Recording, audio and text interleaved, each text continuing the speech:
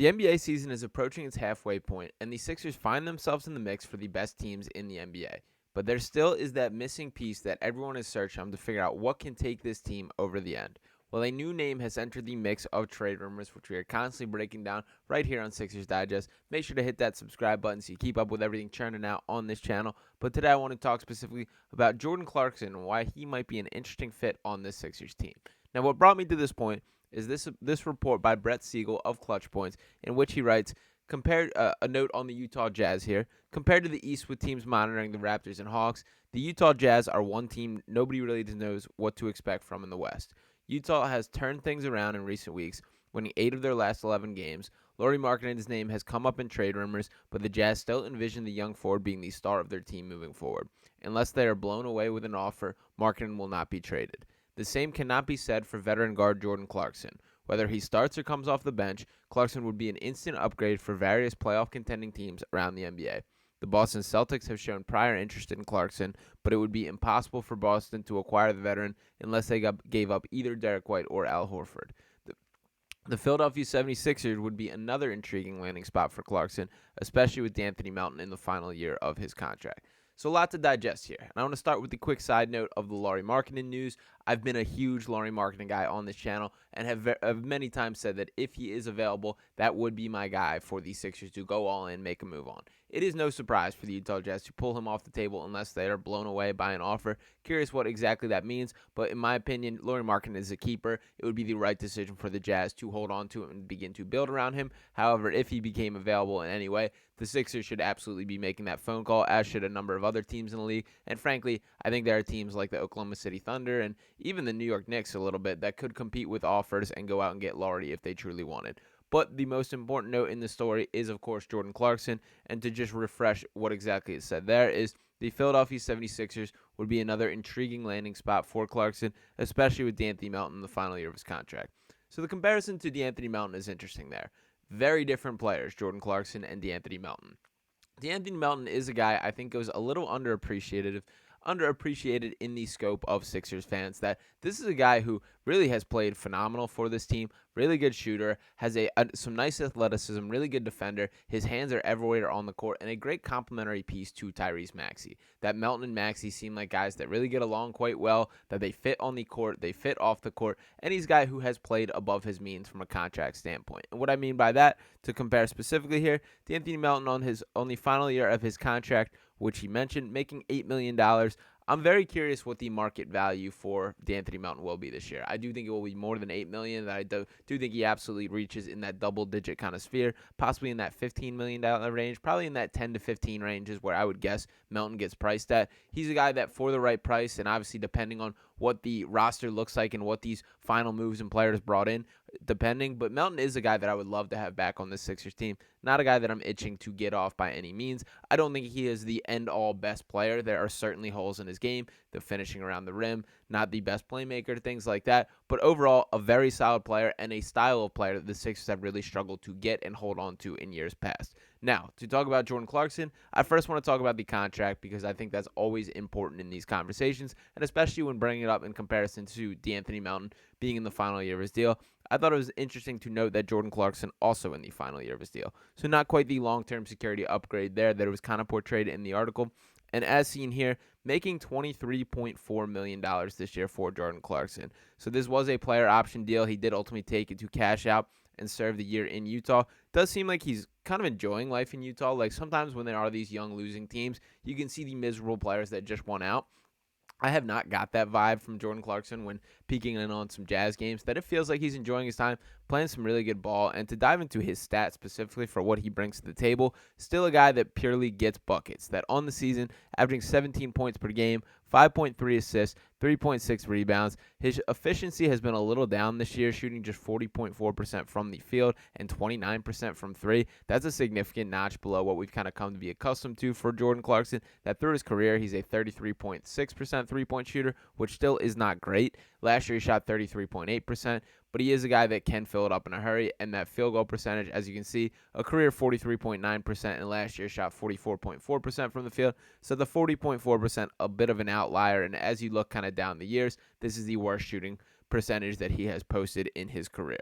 So one would think that there will be a little regression to the mean, that things to return to normalcy, that there's enough of a track record for Jordan Clarkson we can see that we know a little bit that these numbers will go up over time. And that happens with the NBA, with these shooting splits, how magnified and what these short sample sizes can translate to over the course of the season. I'm sure that gets back, and you can even talk yourself into that being a reason to trade for him, as you kind of are going to get his best ball, one would think. Or, maybe that does not happen. That's a little bit of a hope as well. But for Jordan Clarkson as a whole, I'll start with saying a very different stylistic player than DeAnthony Melton once again. Clarkson much more cut from that microwave scorer, pop off the bench, and there is an argument to be made that is a player that the Sixers need.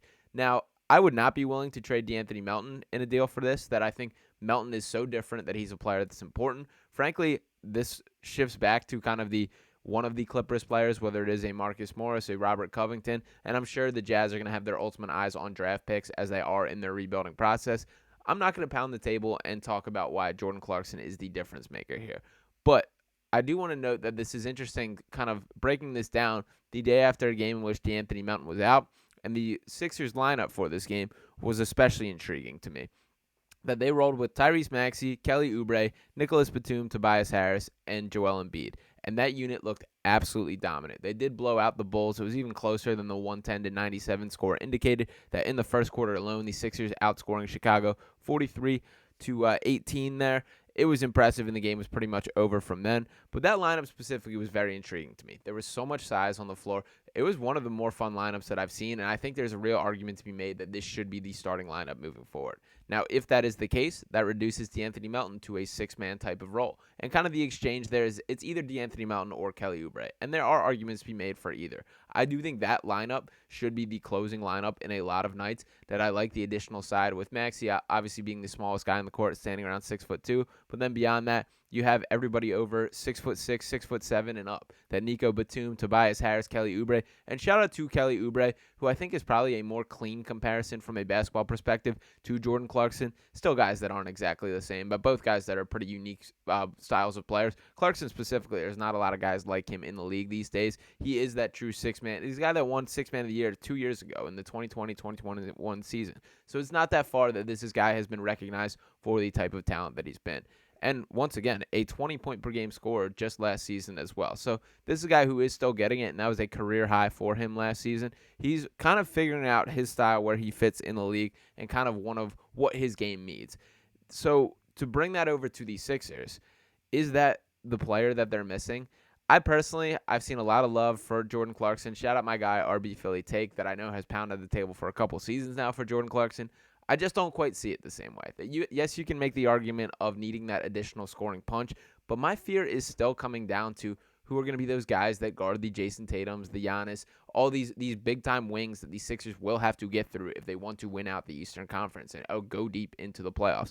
That I'm less confident in the ability of the Kelly Oubres, the Tobias Harris, all those players being able to guard those players, that I am with not being able to produce enough. And for the most part, the bench has been solid for the Sixers this year. That little bit of an outlier last night because there was a ton of extended run and some injuries, of course.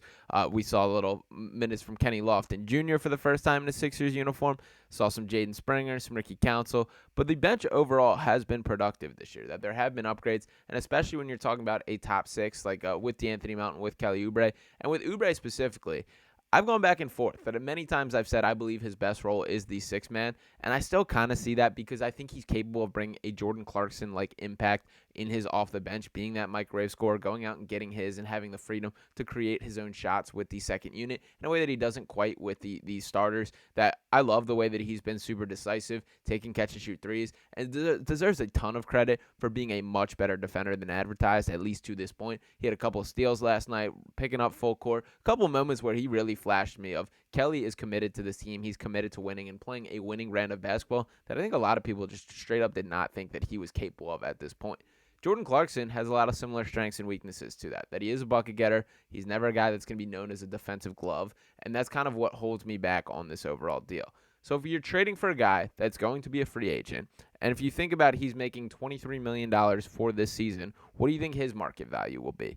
So I understand this fits the timeline. This fits the concept of this cap space plan that we love. We know that Daryl Morey loves having these expiring deals, and that was a big reason with the Clippers trade that he did not want to take anybody with additional years on the contract. That the mindset from here is we have Joel Embiid, we have Tyrese Maxey, and the rest of the roster is a blank slate for me to create. I don't know if Jordan Clarkson fits that from either a short-term or a long-term perspective. So if you're going to make this deal, you have to believe that that is the piece that can get them over the edge. I just straight up don't quite feel that way. And maybe that tune changes when the playoffs, because I do think that there is a little more offense creation that this team could use. But I just am not the Jordan Clarkson guy, unfortunately. Now, from the long-term perspective, I don't think it makes a ton of sense to give up a draft pick if you're going to let this guy walk at the end of free agency, or if you believe his price tag could be a little too expensive in the future for you to be able to retain him. So for me, maybe this is one that the Sixers stay on the outside looking in. Or maybe it is a cheap deal. Maybe Jordan Clarkson just wants out. He's going to be an expiring anyway. It's not something I'm fully taking off the table. But I don't think the Sixers are one Jordan Clarkson away, and I hope that Daryl Morey does not look at it that way either. Regardless, I want to hear your guys' thoughts in the comment. If you agree with me, if you disagree with me, let me know why or why not. Drop a comment below. Make sure to smash that subscribe button, hit a like on this video, and I'll be talking with you next time right here on Sixers Digest. Peace.